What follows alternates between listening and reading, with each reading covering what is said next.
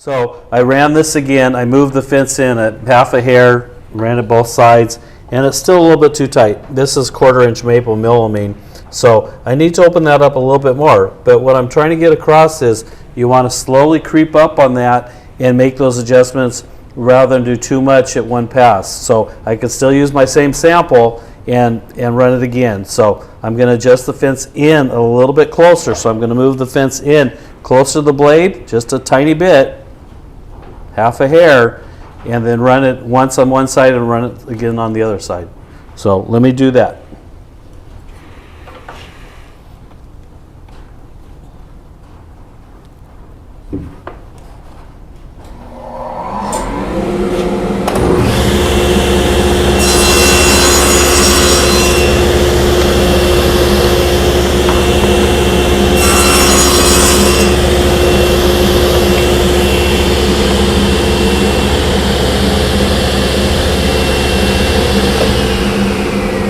So you want to make sure that this isn't too tight or not too loose.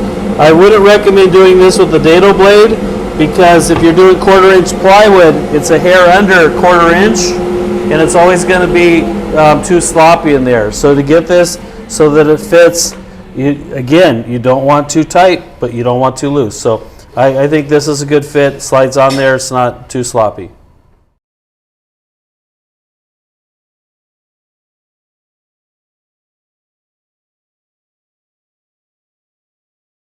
Okay, so I've cut all the pieces to size, and we did a test piece. We got it so the panel's fitting in there. So now it's time to cut all the pieces.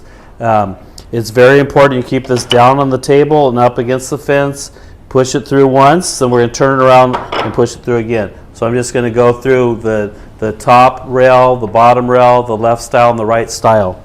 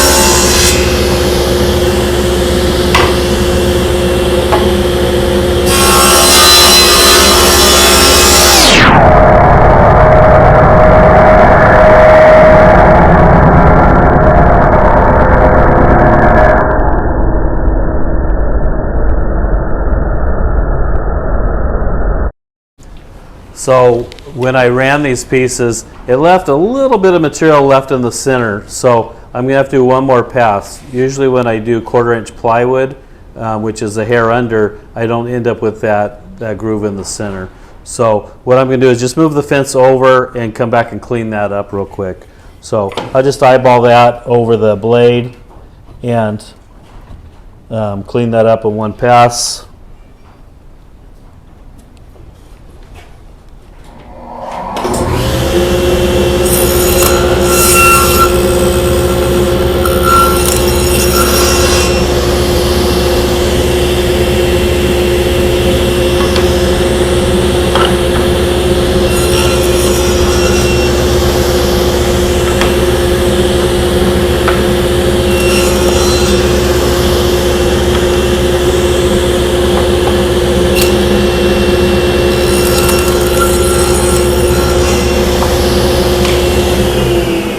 So now it's all cleaned up.